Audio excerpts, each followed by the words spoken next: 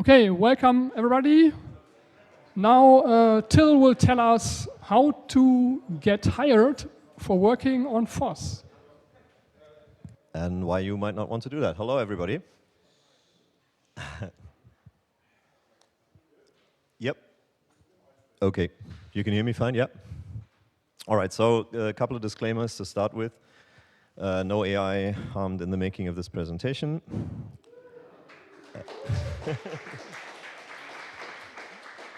Second disclaimer, there is a very large and very interesting topic around sort of predatory behavior by companies and how they exploit open source and blah, blah, blah. And I could happily, over some beverages, talk with you for hours about that, but that is explicitly not what I want to be talking about right now, because I want to go to the more personal sort of you as individuals and me as an individual and what happened there. There's also some communities that just don't do working with commercial entities very well, and that's another problem that, again, we could talk about for hours, but I don't want to talk about these two things. So if you want to talk about these two things, then hit me up afterwards. This is not what this is about. What it is about is the year 2003 or so. I was a student of computer science at the University of Kiel, and I was contributing to Kmail, was doing drivers for cheapo Linux webcams and that sort of thing, so just a regular student doing free and open source software stuff. And then Kalle, who's now my boss and business partner, as one of the founders of KDE and the founder of KDAB, decided to take on a suicide mission of a project, which was, can you make a replacement for Microsoft Exchange and Microsoft Outlook with all free software in 6 weeks? And Kalle being Kalle, that's the spirit you need to start on working on something like KDE in the first place, said, yeah, okay. At that point, there were a few gentlemen working for him already. There's Lutz there on the left, there's Karl-Heinz there at the bottom, there's Steffen there at the back right. And these are friends of his from KDE that he had hired to start a consulting company. And they got thrown into this project because there weren't any others around. This is probably 4 of the 5 employees that the company had at the time. And I was hacking away on KDE PIM and a student, and I needed money, and I had a rather weird sort of side hustle that I didn't want to do anymore. And so I talked with Bo, who's the guy in the middle there, who didn't look like this for the last 20 years, but now looks again like this, having grown about yay and then come back down. And Bo said, hey, we have an amazing amount of work, and this is completely impossible, and it's a horrible project, but would you want to do some hours on the side to do some of the bug fixing that we can't get to? And I said, yeah, I mean, come on, right? That sounds awesome. Somebody wants to pay me to do the thing that I would do for free anyway. So how cool is that? Obviously, I'm going to do that, right? Seemed very interesting, very exciting. So by the year 2004, you can see me there in the middle in this very fetching red jumper, surrounded again by a bunch of people that were working at KDAB and a few people that were working at Innovation, and we were all happily into this insane project. So that's where it all sort of started for me, 20-some years ago. And that was awesome initially, but I am an engineer, so I have a tendency to do this, as most of you do too. I like to focus on the hole in the donut and not the donut, right? So let's talk about all the things that went wrong. First thing, motivation problems, right? Because I was working on something that I thought was really interesting and challenging, which was fixing the subject threading in Kmail, which is perverse. I appreciate that, but I really enjoyed that. I did not enjoy fixing iCal invitations for some dude working in a public administration in Germany because they're using insane features of Microsoft Exchange and somehow it wasn't rendered properly in the calendar, right? That's not exactly fun. Customers tend not to care terribly much how motivating and exciting you find a particular bug fix, right? They just say, fix it, and here's the deadline, and then you have to go and do it. That is not the most motivational thing in the world, right? Even if it's on a code base that you really like working on and with people that you like working with, it still sort of drags down the motivation. And then you realize not everybody has the same standards as you or as the rest of your project. And that's actually fairly reasonable from a business point of view because they just want to spend about as much money as is absolutely necessary to do the thing. That makes economic sense to them. So that means you have 0 time to uphold all the quality standards and do all of the avoidance of technical debt and all of this stuff. So at some point you feel like you're getting paid to start adding long-term technical debt to a project that you love, right? And that's not an awesome feeling, because nobody ever pays you to do the removal of long-term technical debt, because there's no more or less immediate economic value in that, so it's really, really hard for anybody to sell that to anybody else. And I don't think anybody has cracked that particular nut. How do you get paid to do the unpleasant, long-term, quality-sustaining things? Because there's no feature value in that. And then you realize companies are not actually open source projects. Even if they try very hard and they look a lot like open source communities, and they're full of people who come from open source communities like KDAB is. And we have lots of quirky things that we have because we all mostly come from open source projects, but we remain a company, and Canonical is a company, and Red Hat is a company.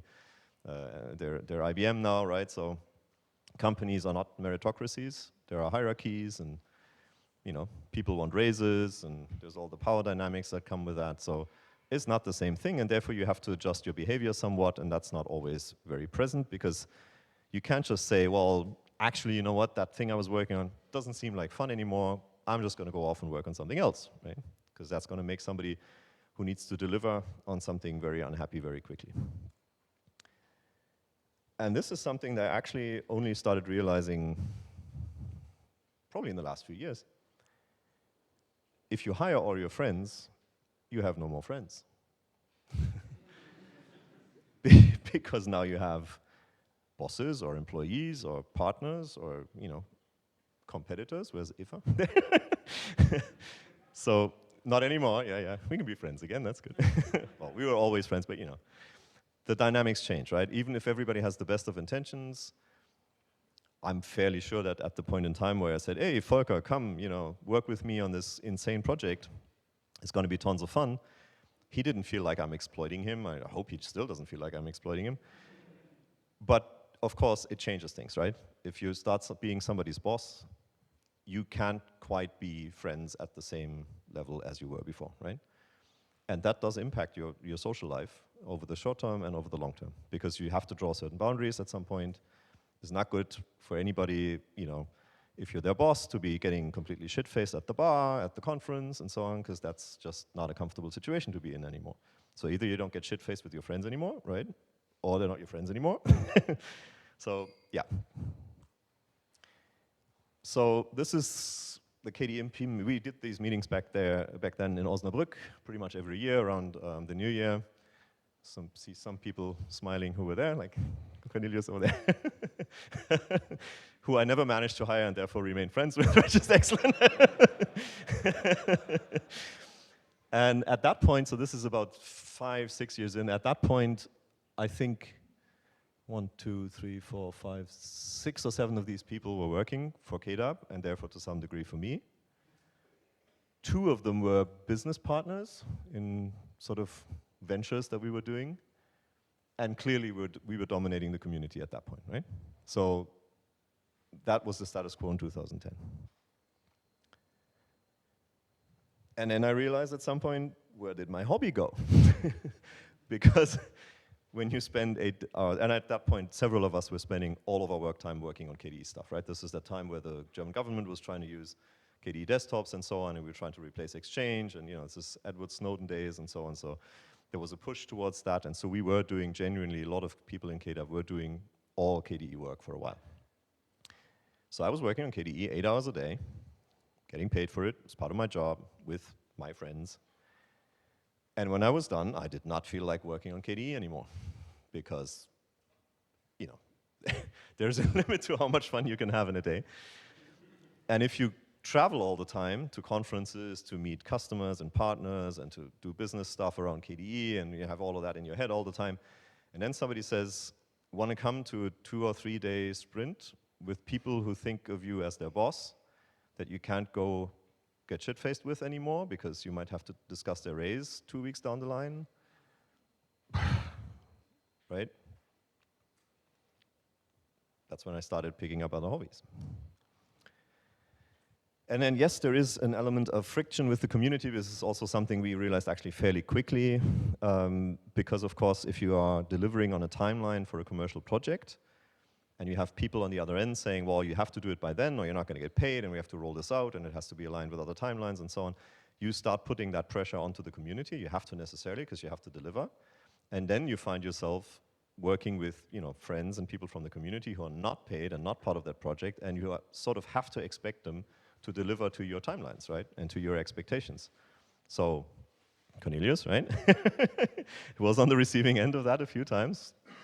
Ingo, same, right, where we were pushing our projects because we were proud of them, we wanted to deliver them, and we got paid for them, and then these guys had to review our shit, right, on their Sunday afternoons, which is not fun. And it's not a fun place to be, to have to ask people to do that, right? Unlike the people that work for you, you can't just tell them, can you review my patch, right? So that's not a great dynamic either. I think we handled that fairly well in those projects in terms of not trying to put too much pressure on people and so on, but because we were quite aware of it fairly quickly. But it is a concern and something to be aware of, I think. The community very much has a right to not care about your commercial thing that's going on. And I think that's an important part of boundary setting on the part of the community, to stand up and say, your urgency is not my Sunday afternoon. Like, I do not have to do this. This is your problem, not my problem. But then the paid people have to, in the end, deliver. And that also means taking shortcuts, because if the community does not want to cooperate for whatever reason, as is their right, you still have to deliver. And that means you might have to impact the quality of the code base, the quality of the collaboration. You might have to take negative consequences because your priority is to deliver on a commercial project that somebody's paying you to do. And that's an inherent conflict in these things that is not unsurmountable, but you have to be aware of. I'm trying to make you aware of it, at least. And so this is something I changed my mind on, actually. So how many of you think that if somebody contributes on a commercial project to an open source thing, that should happen upstream as much as possible and as quickly as possible? Yep, that's pretty much what everybody says.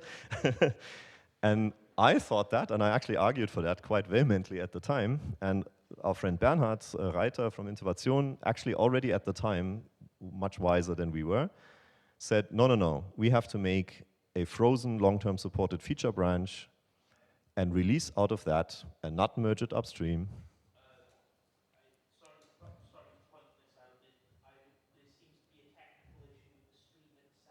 Okay. I was only aware of that because someone else was watching it. Okay. So can I do something about that? Or? No.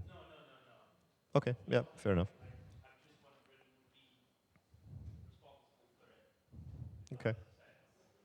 Sorry about that. No worries. I'll leave to whoever to fix that and carry on, I guess.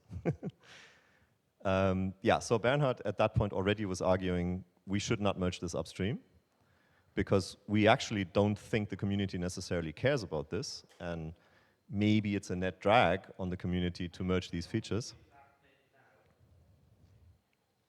So at this point, I'm fairly confident that it's probably better not to knee-jerk merge everything upstream right away, because you might have to have a discussion with the community whether the community wants to take on the long-term maintenance of these things, whether it's a net positive to the community to take on these things, or whether when the company maybe loses interest, the customer of the company loses interest, it should just die, right? There is stuff in KDE PIM, I'm fairly sure to this day, that we merged in because somebody paid us to do it, that is of absolutely zero use to any current user of KDE, and it's just a drag on the people currently maintaining KDE PIM. I apologize for that, I got it wrong. Because of this, right? Because I genuinely thought that we should capture all of the work that's getting paid to benefit from it in KDE as much as we can and push it upstream as much as we can. I genuinely believe that. I thought it was the right thing to do. I have to say, with 20 years of hindsight, I don't think that was the right thing to do. And I would do it differently now. Yeah, the freelance problem, that's a specific one. It's not so much, company does work and you get paid for the company, but I know maybe some of you have had this thing where maybe somebody wanted to pay you freelance to do FOSS work. And again, the donut reaction is to say, oh my God, that's so awesome, I would do this for free anyway, so let's just give them a really low rate, so I get a little bit of money at least, that's better than getting no money, because I would do it for free anyway. And I would just want to caution you on that front and make sure that you consider these three things. If you do it for half the going rate, not only does that mean somebody else doesn't get it and can't pay their rent, but you're also ruining the prices for everybody else. So in my mind, never do free software work for any less than market rates. And if you do that, you also feed what I now believe strongly is a false narrative that free and open source software is or should be cheaper. We have not done us a favor as a community by selling free software as the cheaper thing and the thing that will save you money versus buying something from Microsoft. If you use free and open source software, you get something more valuable. You get more rights, you get more freedoms, you get more influence, you get something better. You get more of everything, right? So why should you pay less? Because it's more work to do. It has more constraints on it. It's more difficult. It's more enduring, more sustaining, more sustainable. So I think that has not been a good argument. And I've made that argument to people. Say, if you use KDE in Linux, it's going to be cheaper, right? I think that's a mistake, and I wouldn't do it at this point anymore. And just for your own personal math, if your usual rate as a freelancer is, say, 80 euro, and I hope it is, and you're selling KDE hacking hours at 50, you're donating 30 euro an hour to KDE, which I love if you can afford that, but do the math, right? Can you genuinely afford that level of donation to KDE on a continuous basis? Because that's effectively what you're doing when you're reducing your rates. It still ends up in KDE, right, in the end, hopefully? Yeah, good point. If they sell it on for whatever, yes, but I mean, at least in terms of where the value gets created, right? Yeah.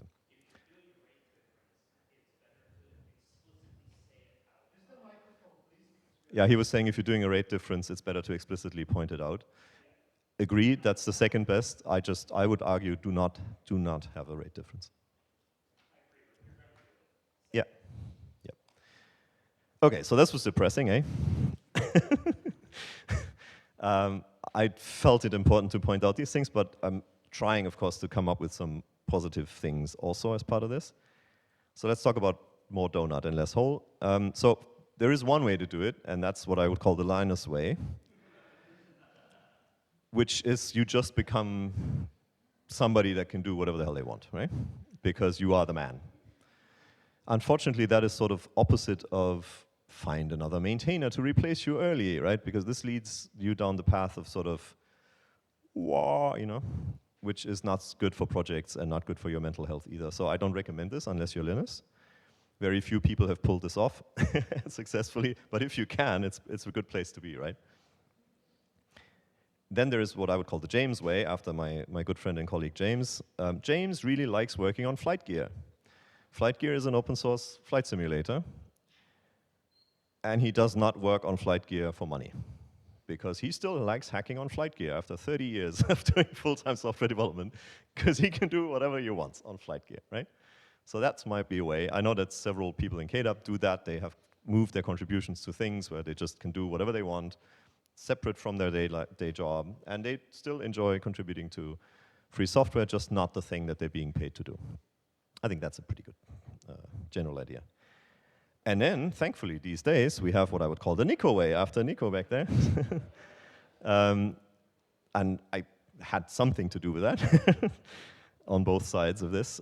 So we are now in a position as KDE EV to start paying people to do development, which I think is a really good thing and something I've supported for quite a while. It took EV quite a while to get around to actually wanting to do that, but by now we are doing that, which I think is a very good thing. And this is a model that actually, at least in this case, I hope, Nico, you'll agree, works quite well, where some, 2 thumbs up, excellent. So Nico works for KDE EV under the direction and priority setting of KDE EV, nothing to do with his KDAP job, right?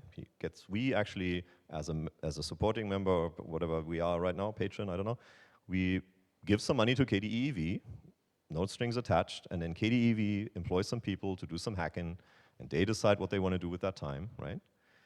And then separately, he still has a half-time job with us, where he does hopefully interesting and fun stuff on customer projects, usually, but not always, unrelated to KDE. We actually do the odd KDE and open source thing on that side also still. But there is a very clear boundary, right? And there is no direct relation between what I tell him to do on his day job and what he does on his KDE time. And that's the way it should be, I think. So I think that's actually a fairly decent model, because if you go, oh, I'll just work for KDE for the next 5 years, you are missing out on personal development opportunities, on seeing things out in the wild that would help you grow as a developer and so on. So I actually like this model a lot. Nico seems to like it also, so that's good.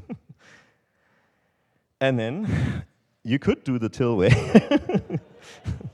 which is get hired to work on KDE, hire a bunch of your friends, become their boss, their ex-boss, their supplier, their competitor, their partner, start a business with a few of them, fail, start another business, fail again, start an office and a company, succeed, which is good, see some of them leave, be wildly successful, do other things, stay friends with some of them through it all, not all of them, sadly.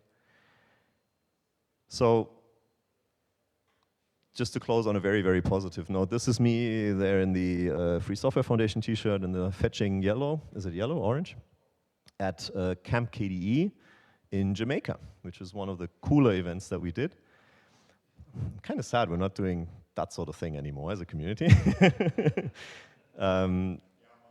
Yeah, man.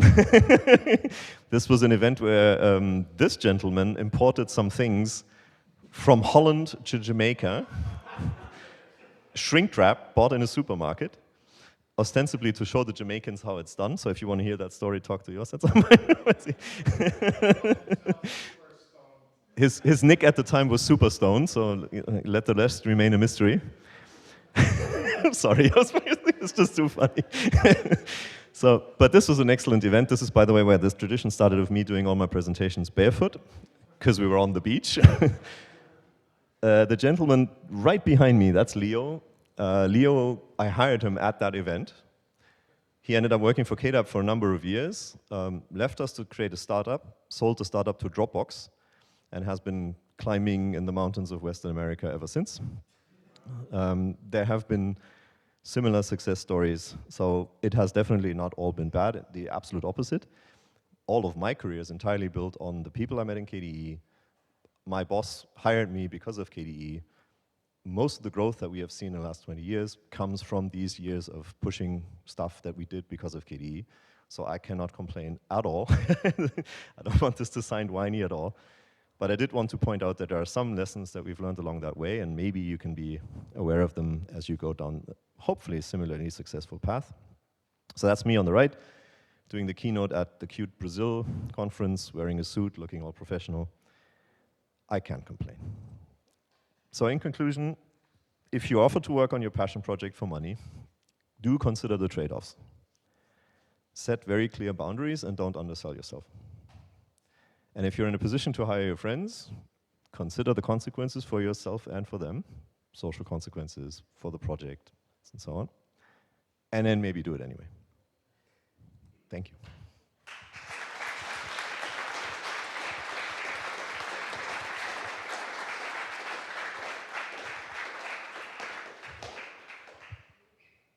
Any questions?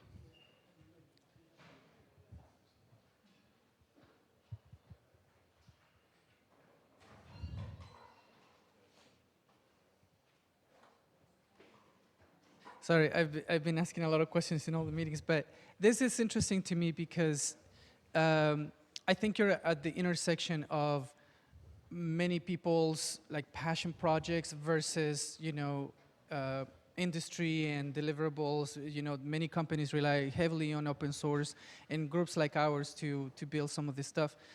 And I wonder sometimes if there are third-party players that influence you to influence the open source project in ways that are not good.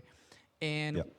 Has that happened? Yes. What's been your response to that? And I mean, if you have an example, that'd be good. I think I'd love to hear some of the thinking that happens through that. Yeah, so that has absolutely happened, and not even necessarily maliciously. It's just people who have other priorities, who have bosses that want things from them, and deadlines and deliverables and that sort of thing. Sometimes actually maliciously, not a lot, but sometimes. And I hope that my response has been, fuck you, in all cases. I cannot rule out that I have sort of been influenced by things in a way that were less obvious and therefore maybe put pressure on people without really realizing it. That is quite possible. but at least I've attempted to remain sort of clear there, because I have a boss who has very clear standards on that front and has always empowered us to do that. So I hope. I don't know if that has worked over a period of 20 years, but it's definitely an issue. And I think the only thing really that helps there is a very, very solid foundation in values of yourself and the company you work for. And that's why ultimately it depends on who you go work for, right? At least with Kalle, I know that if I tell a company to go fuck themselves, sorry, is this live? Then I know he will back me up, right? Because I know he would do the same. But that's why I work for that guy, right? So if you go work for, enter Linux distribution here, I don't want to hit on anyone in particular, and you have your skip level boss, right? I don't know if they have the same backup to be able to empower you to say, no, we're not going to do that, because that would put pressure on my community collaborator and so on. So yeah, it's a thing. Hey, I was curious about the, you were talking about upstreaming. Yeah. And that for 20 years ago, you felt very strongly about this, right? About upstreaming from company to the community. And now you said 20 years later, you would see it very, very differently. Yeah. And I was wondering if you would be, I would love to just hear you expound on that as much as you want, as detailed as you want, of how you see it differently, what you've learned since you're part of something that's huge, you know, major FOSS project, and how, I mean, I think, again, we caught this, because we had Bernhard in there, we caught it fairly early, and I think we prevented the worst sort of, you know, we didn't burden the community with the worst things, but we did burden it with some things, and that are still being dragged around, and are still a cost to the community, right? And the community at the time was so happy to have people get paid to work on things that it didn't push back. Frankly, also because of another problem, because we had hired them all, so there was nobody to push back, right?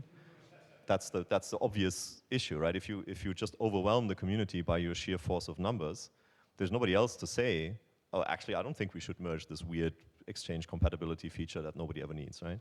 So having strong governance and sort of strong institutionalized decision-making about what goes in and what doesn't go in, that doesn't just allow sort of voting with your feet. I think that helps a lot. Like if you have structures in place that say, if a controversial feature is going to be merged, we have some way of making a decision about that, because that also helps the commercial players to say, we cannot merge that upstream because the community does not want it, so therefore you have to keep paying us to do the maintenance of it. You can't get away with just expecting the community to keep paying for it, right? So that's actually, that boundary empowers both sides, because then as a provider, you have to say, and you will have to keep paying me for the next 10 years to maintain this, otherwise you cannot keep using it, right? Which is not what people do. They often say, well, you know, we paid you for this feature, it got merged upstream. Thanks very much. Hey, community, please maintain this forevermore, right? And that cost doesn't ever get really put back on the people who bought the feature in the first place, and sort of ends up being bedrock cost that all the communities carry around. And I think that's not a good thing. Does that make sense? Yeah. Okay. I want to touch on exactly that, because I lately have been looking a bit at maintenance versus features. I mean, I think the maintenance of something is easily 10, 20 times what the initial feature development is. I mean, obviously there's a long term, but at some point things get rewritten anyway. But I mean, we see now a lot of governments in Europe talking about, you know, contributing to open source, and you see still a lot of people and companies and also governments then think like, oh, you know, if I want to adopt an open source project, I can just use it. And then, you know, if I need a bug fixed or if I need a feature, I pay for that bug fix or that feature.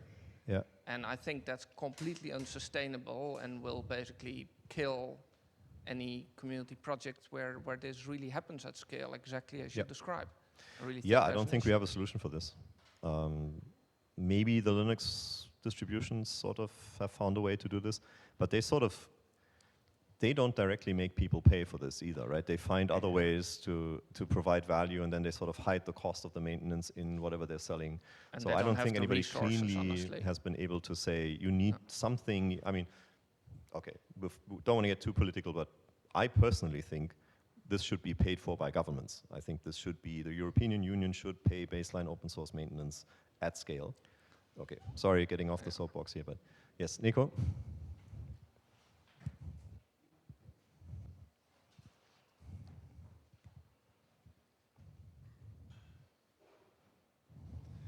Yeah, I think that in terms of the bug fixes, there's a lot, there is and will be a lot of things going on in terms of automation. And there's also, the state has also understood, or the state, if that exists, like if you look at what Sendis is doing and they become a platform, and what also OpenSUSE has been doing with the build service and all of that, becoming a platform also for automation and testing and all of that. So if you, I'm very convinced that this will be much more helpful and growing helpful over the next years in terms of that.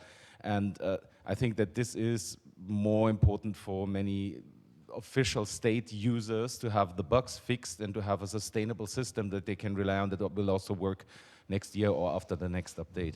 And I think that is something that we can trigger and tackle with automation and strategic decisions also in terms of what kind of how we set up our software development process. But maybe I'm wrong, correct me if I'm wrong. I don't know, I think fundamentally you can't automate away the basic business problem that nobody wants to pay for quality in software, right?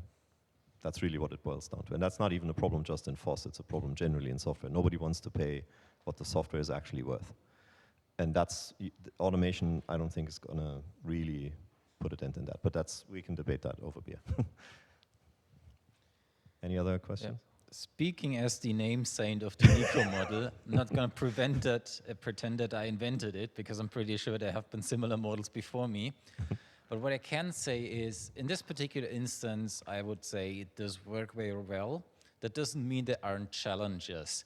Context switching between doing two jobs a day can be very challenging, and just juggling the two things in the head creates its own challenges. You can't just always say, the first 4 hours of my workday I do this, then I do that, because appointments and deadlines and such always create some confusion in the best plans.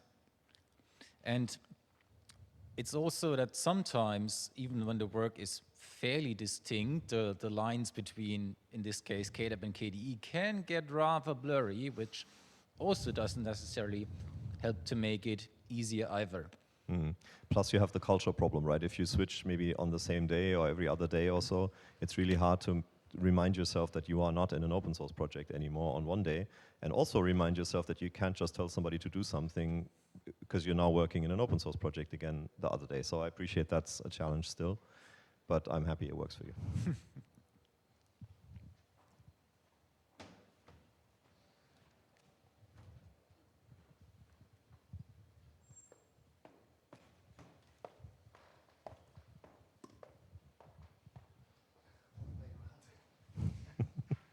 That was a long walk. This is going to be a healthy day for you. Yeah, you said earlier government, and I do agree, government should probably pay for this, but I'm just afraid that it'll just turn a lot of money into meetings, to quote an Italian lawyer. And I mean, all the projects where government is building stuff, they have all grant money, temporary money, you know, short-term projects where they can deliver fancy features, and after that they shut it down because they're done.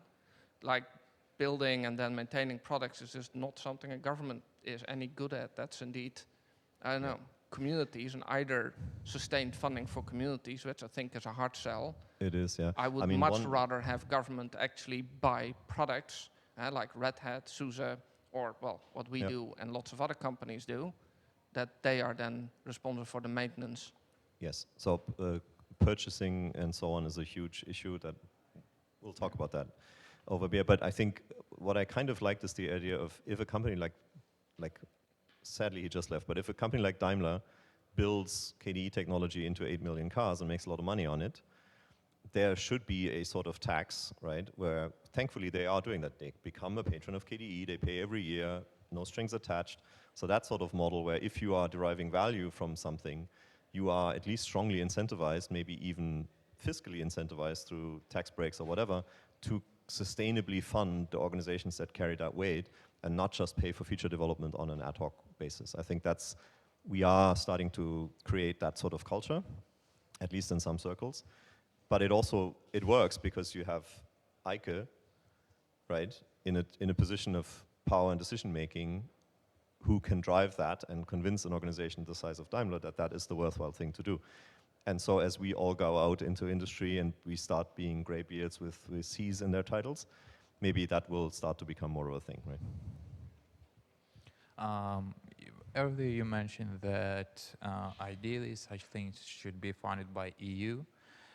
Do you think that this could work for people who are not EU residents or nationals? Yeah, I mean, the only reason I said EU is because that happens to be my context and where I feel like the policy setting is for what I can influence, but absolutely, this is not a European Union problem. If open source is presented as a very critical component, then it can be argued that only EU citizens should be working on this. It will be similar to, for example, a rocket industry in the US, because you need to be a US citizen to work in that industry. Yeah. And because some people could argue, okay, what if there are some Russians, for example? Yeah, that could be limiting, for sure.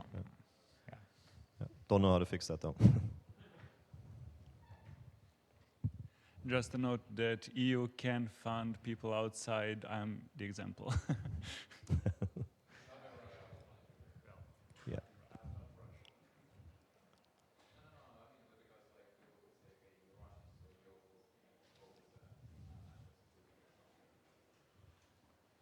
Yeah, I wanted to ask about sort of your opinion on money inflow versus community. You mentioned beforehand that the community should have a strong standing against particular commercial interests. And on the other hand, it's also good that work is getting paid, and with EV and valve money or kind of stuff, contributing a lot of work towards KDE. Like, how do you think, what would your advice be for keeping a good balance between those different interests to make KDE remain this community-driven organization that it currently is, while also benefiting from investment?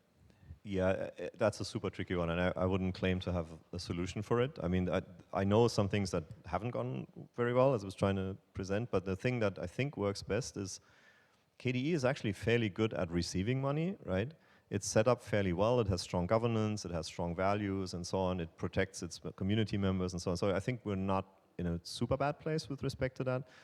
But decoupling the funding as much as possible from the direction setting and the timeline setting and all of that stuff is helpful. That makes it harder for the companies. But if you then in turn as a community can say, oh, we will release every 6 months, so as long as you make this date, it's going to be in, and if you don't make that date, then it's going to be in the next one. So like reliability, predictability of process and of governance is super helpful there, because then you can communicate those sorts of constraints to your customers and say, I cannot promise you it's going to be in by the end of the year, but I can promise you it's either this next release or the release after that, because we have a governance process and we can go through that process, and unless we did something really stupid, it will land, because there will be review capacity and all of that. So the more you can make that predictable for people paying for work, the better. And again, KDE I think does a fairly decent job at that already. Not all communities do, but I wouldn't pretend to have a best practice answer there for you. Thank you, Till. Thank you, Ingo.